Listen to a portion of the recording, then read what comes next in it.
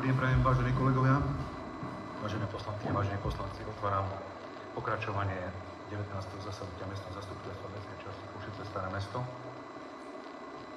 Poprosím, aby sme sa prezentovali, koľko nás je, či sme už začne schopní.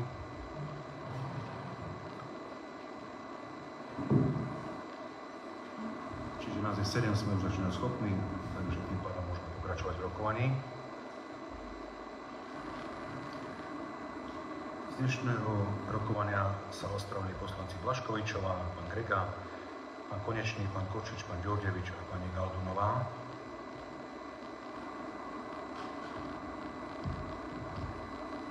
Takže pokračujeme v ďalšom bode, ktorý bol rokovací poriadok miestneho zastupiteľstva.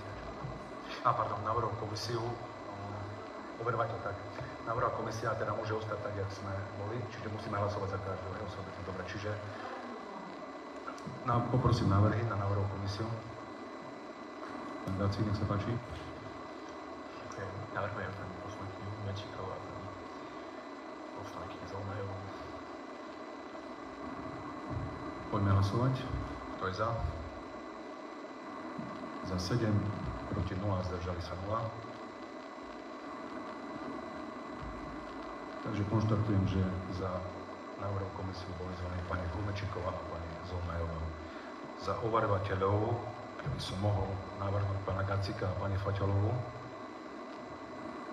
Ďakujem.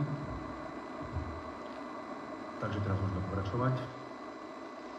Rokovací poriadok miestneho zastupiteľstva mestskej časti Košice Staré Mesto. V tomto bode je tu jeden taký problém, ktorý nastal ešte minulé, keď sme hlasovali, a poprosím pána doktora Rušina, aby nám vysvetlil, že o čo ide. Dobrý deň, vážené poslankyne, vážení poslanci. Pri vyhotovovaní zápisnice z konania 19.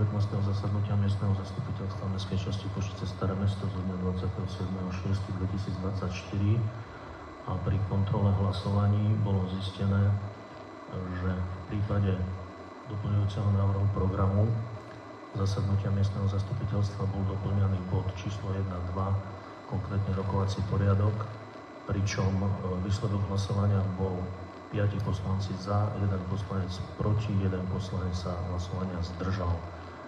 Bolo konštatované, že uznesenie je prijaté, čo je však v rozpore s paragrafom 12 odstavec 5 zákona o obecnom zriadení, nakoľko v prípade zmeny rokovacieho poriadku je potrebná väčšina, a to zo všetkých poslancov, to znamená za je potrebných 7 hlasov, čo splnené nebolo, takže vás upozorňujem na túto skutočnosť a navrhujem, aby tento bod programu nebol prerokovaný na dnešnom zasadnutí.